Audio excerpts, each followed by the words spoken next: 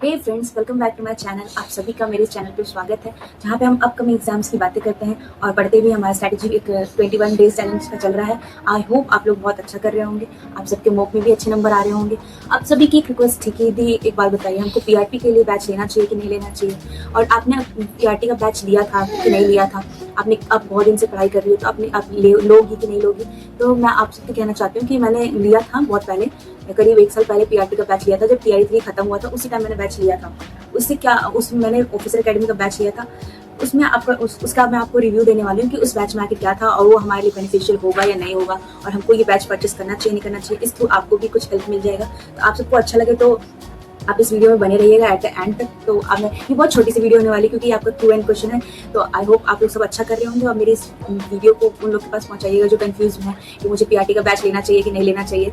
और बहुत सारे लोग बोल रहे थे आप आजकल फेस के थ्रू आप बात करके नहीं वीडियोस बना रहे, आप पढ़ते पढ़ते से वीडियोस बना रहे। तो देखो, हम सबका एग्जाम बहुत पास है। आप सब जानते हैं कि सितंबर में हमारा एग्जाम है। अगर मैं आप सबसे ऐसी बात करके ही आपको सलाह देती रहूंगी, तब तो मेरा खुद ही नया डूब जाने वाला है, क्योंकि मैं भी एस्पेरेंट हूँ और आप भी एस्पेरेंट है। तो हम दोनों को साथ में मिलकर पढ़ना है। मेरे इस बोलने से, इस कुछ बताने से ना मैं पास होंगी ना आप होइएगा सुन के। तो कुछ स्ट्रैटेजी देख के, मुझे देख के कि थोड़ा ये पढ़ रही है तो मैं भी पढ़ूँ, उस टाइप से अगर मैं करूंगी तो आप सब पढ़ेंगे। ये मेरा चैलेंज है, ताकि आप भी इसको फॉलो करके देखिए कि इससे कोई आपको बेनिफिट होता भी है या नहीं।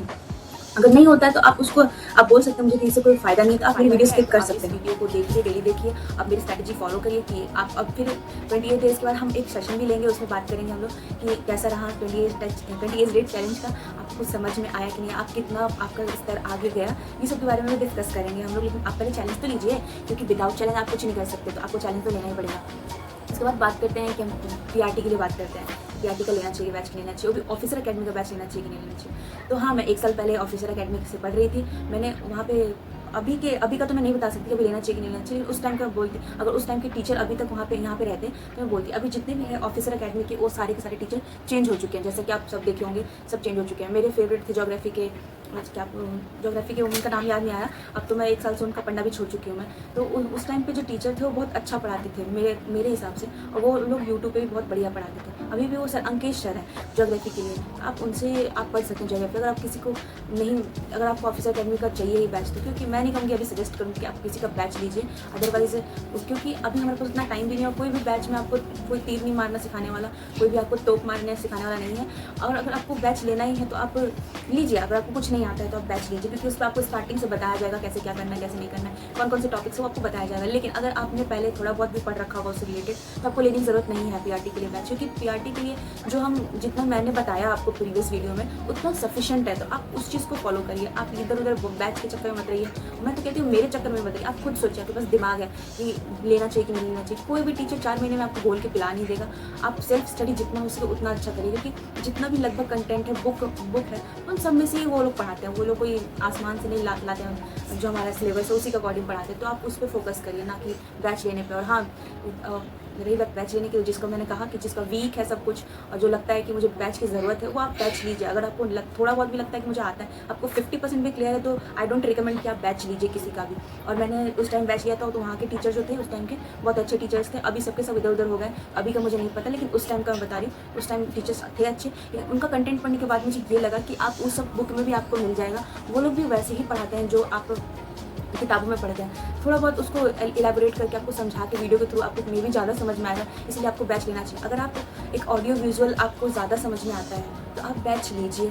अगर जो आपको पैसे नहीं खर्च करने तो आप यूट्यूब पे पढ़िए, क्योंकि वो सारे टीचर भी यूट्यूब पे अवेलेबल हैं। कोई भी कंटेंट जितना भी टीचर है वो सबके जो बैच है टीचिंग परीक्षाएँ थी वहाँ का और ऑफिसर अकेडमी का लगभग सब एक ही जैसा पढ़ाते हैं। तो मैं नहीं कहूँगी कि आप बैच लीजिए, इसका उसका कौन सा अच्छा है ये तो नहीं बोल सकते, लेकिन हाँ अच्छा था, उस टाइम अच्छा था, मेरे टाइम पे अच्छा था। अभी का मुझे नहीं पता, क्योंकि अभी मैं बैच से नहीं पढ़ी, अभी सेल्फ स्टडी 100% चल रही है मेरी। तो आप भी सेल्फ स्टडी पे जोड़ दीजिए। और रही बात कि कैसे पढ़ना है, वो मैं ऑलरेडी डिस्कस कर रही हूँ आजकल आप लोग के साथ। तो आप मेरी वीडियोज़ को पूरा देखिए, एट द एंड तक देखिए सारी वीडियोज़ को, और मैं हर एक बात एक सही तरीके से बता चुकी हूँ, आपको मोटिवेट करती रहती हूँ कि प्लीज़ पढ़िए। अब मेरे कहने पर भी नहीं पढ़िएगा तो आप बैच लेके भी कुछ नहीं पढ़ने वाले हैं। ये मेरा एक्सपीरियंस है कि जब आप किसी की बात समझ में नहीं आ रही, एक जो लड़की है जो आपको बता रही है कि हाँ उसके घर में जॉब में है, तो आपको उसके बाद भी नहीं मिल रहा है, तो आप बाकी सब जो यूट्यूब पे है उसका तो आप हकीकत में देखने भी नहीं जाते, क्योंकि पैसे लेके उसको कुछ भी करवा देता है। तो आप अपने भेजे को थोड़ा यूज़ करिए। और हाँ, बैच लेना है, जिसको नहीं आता है कुछ भी वो अभी से भी बैच लेके स्टार्ट कर सकता है। ऑफिसर अकेडमी भी बढ़िया है,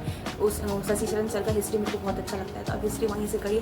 शशि शरण का मैं जानती हूँ, अभी के सारे टीचर बदल चुके हैं एक्सेप्ट शशि शरण सर, क्योंकि वो ऑनर ही है उस बैच के, तो वो अच्छा हिस्ट्री पढ़ाता है। अगर आपको हिस्ट्री मजबूत करना है, किसी का स्पेसिफिक सब्जेक्ट है हिस्ट्री, तो आप उस बैच को परचेस कीजिए जरूर। लेकिन पीआरटी के लिए मैं बोलूँगी बैच लेना वेस्ट ऑफ मनी होगा, तो आप उस पर ध्यान दीजिए, फालतू का वेस्ट नहीं करिए अपने पैसे को। अगर आपको फिर भी लगता है कि मुझे जाना है, मुझे पढ़ना चाहिए, बैच से ज़्यादा अच्छा पढ़ेंगे, ऐसा कुछ नहीं है। आप बस अपने आप सेल्फ स्टडी करिए, और सेल्फ स्टडी करने के बाद आप मॉक लगाइए। मॉक में बता चुकी कैसे लगाना है, क्या लगाना है। आपको ये भी जानना है कहाँ से लगाएं मॉक, ताकि हमारा रिवीजन और अच्छे से हो जाए, तो उसके लिए मैं वीडियो बना दूँगी। आप बताइएगा कि कौन से, मतलब मुझे किस जगह से वीडियो लगाना चाहिए, मॉक टेस्ट लगाना चाहिए। जैसे किरण पब्लिकेशन हो गया, रुक्मणी हो गया, और भी ऑनलाइन प्लेटफॉर्म है जहाँ पे बहुत सारे मॉक टेस्ट चल रहे हैं, तो कहाँ से लगाना चाहिए ये सब मैं आपको जरूर रिव्यू करूँगी। आप मुझे कमेंट कर दिए, अगर आपको ज़रूरत होगा तब बताएं, अदरवाइज आपका भी टाइम प्रीशियस है और मेरा भी टाइम प्रीशियस है। के लिए तो आपको सबसे पहले आपको PYQ उठानी है। अगर आप बैच लेना नहीं चाहते हैं तो PRT के लिए PYQ सारे उठा के देखिए। आप उसमें से, मैंने आपको ऑलरेडी कहा है कि कंटेंट उठाइए, टॉपिक्स उठाइए। टॉपिक्स उठाने के बाद आप पता करिए